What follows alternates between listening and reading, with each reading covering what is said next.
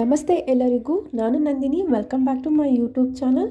ಇವತ್ತಿನ ವಿಡಿಯೋದಲ್ಲಿ ಅನ್ನಭಾಗ್ಯ ಯೋಜನೆಯ ಅಕ್ಕಿ ಹಣ ಅಂದರೆ 4 ತಿಂಗಳ ಬಾಕಿ ಅಕ್ಕಿ ಹಣ ಬಂದಿದೆಯಾ, ಜಮಾ ಆಗಿದೆಯಾ, ಯಾವಾಗ ಜಮಾ ಆಗುತ್ತೆ ಅನ್ನೋ ಒಂದು ಮಾಹಿತಿ ಎಲ್ಲನೂ ನಾನು ಈ ವಿಡಿಯೋದಲ್ಲಿ ನಿಮಗೆ ತಿಳಿಸ್ಕೊಡ್ತೀನಿ. ಹಾಗೆ ರೇಷನ್ ಕಾರ್ಡೆಲ್ಲ ಯಾರೆಲ್ಲ ಇಟ್ಕೊಂಡಿದ್ದೀರೋ ಅವ್ರಿಗೂ ಕೂಡ ಒಂದು ಇಂಪಾರ್ಟೆಂಟ್ ಅಪ್ಡೇಟ್ ಇದೆ.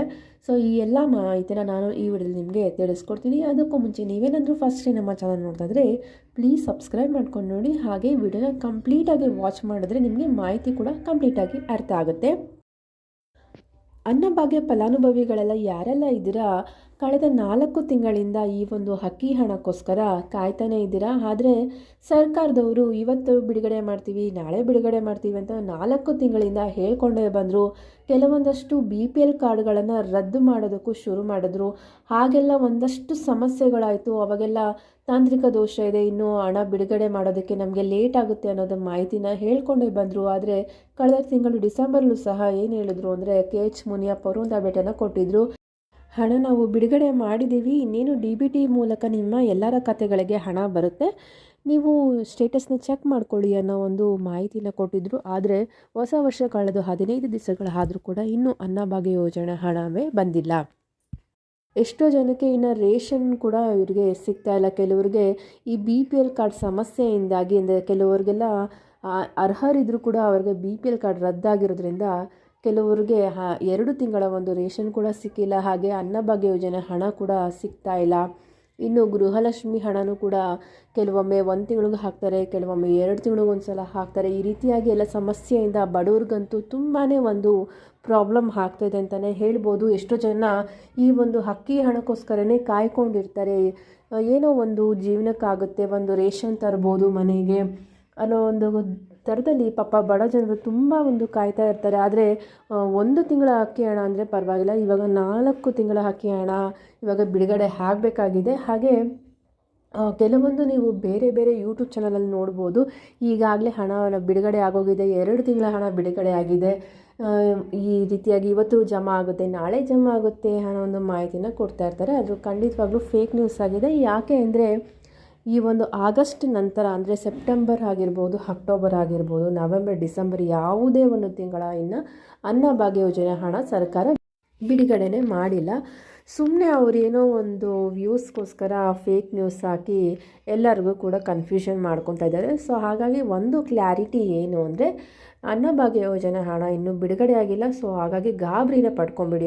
ಬೇರೆಯವ್ರಿಗೆಲ್ಲ ಬಂದಿದೆ, ನಮಗೆ ಮಾತ್ರ ಬಂದಿಲ್ಲ, ನಮ್ಮದು ಒಂದು ಅಕೌಂಟ್ ಪ್ರಾಬ್ಲಮಿಂದನೋ ಇಲ್ಲ ರೇಷನ್ ಕಾರ್ಡ್ ಪ್ರಾಬ್ಲಮಿಂದನೋ ಇಲ್ಲ ಬ್ಯಾಂಕ್ ಅಕೌಂಟ್ ಪ್ರಾಬ್ಲಮಿಂದನೋ ಈ ರೀತಿಯಾಗಿ ಸಮಸ್ಯೆ ಆಗ್ತಿದೆ ಅಂತ ಎಷ್ಟೋ ಜನ ಗಾಬರಿ ಮಾಡ್ಕೊಂಡಿರ್ಬೋದು. ಅದಕ್ಕಾಗಿ ಈ ವಿಡಿಯೋದಲ್ಲಿ ನಾನು ನಿಮಗೆ ಕ್ಲಾರಿಫೈ ಮಾಡ್ತಾ ಇದ್ದೀನಿ.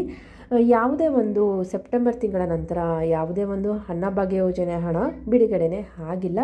ಹಾಗೆ ಲೇಟೆಸ್ಟಾಗಿ ಒಂದು ಅಪ್ಡೇಟ್ ಕೂಡ ಕೊಟ್ಟಿದ್ದಾರೆ. ಏನು ಅಂದರೆ ಇದೇ ತಿಂಗಳ 25ನೇ ತಾರೀಕಿನ ಒಳಗಡೆ ನಾವು ಅನ್ನಭಾಗ್ಯ ಯೋಜನೆ ಹಣನ ಬಿಡುಗಡೆ ಮಾಡ್ತೀವಿ ಅಂತ KH ಮುನಿಯಪ್ಪ ಅವರು ತಿಳಿಸಿದ್ದಾರೆ. ಹಾಗಂತ 4 ತಿಂಗಳ ಹಣನ ಒಟ್ಟಿಗೆ ಹಾಕ್ತಾರೆ ಅಂತ ಹೇಳೋಕ್ಕಾಗಲ್ಲ. ಹಂತ ಹಂತವಾಗಿ ಅವರು ಹಾಕ್ತಾರೆ. ಹೀಗೆ ಗೃಹಲಕ್ಷ್ಮಿ ಹಣವನ್ನು 2 ತಿಂಗಳು ಬಾಕಿ ಇದ್ದರೆ ಫಸ್ಟು 1 ತಿಂಗಳು ಹಾಕಿ ನಂತರ ಇನ್ನೊಂದು ತಿಂಗಳ ಹಣವನ್ನು ಜಮಾ ಮಾಡ್ತಾರಲ್ಲ, ಅದೇ ರೀತಿಯಾಗಿ ಒಂದೊಂದು ತಿಂಗಳ ಹಣವನ್ನು ಇವರು ಜಮಾ ಮಾಡಿಕೊಂಡು ಬರ್ತಾರೆ. ಯಾಕಂದರೆ ಟೆಕ್ನಿಕಲ್ ಆಗಿ ನೋಡಿದ್ರೆ 4 ತಿಂಗಳ ಹಣವನ್ನು ಒಟ್ಟಿಗೆ ಹಾಕೋದಕ್ಕೆ ಸಾಧ್ಯನೇ ಇಲ್ಲ. ಹಾಗೆ ರೇಷನ್ ಕಾರ್ಡ್ಗೆ ಸಂಬಂಧಪಟ್ಟಂತೆ ಒಂದು ಮಾಹಿತಿ ಕೂಡ ಇದೆ. ಏನು ಅಂದರೆ ಇಂಪಾರ್ಟೆಂಟ್ ಮಾಹಿತಿ ಅಂತಲೇ ಹೇಳ್ಬೋದು.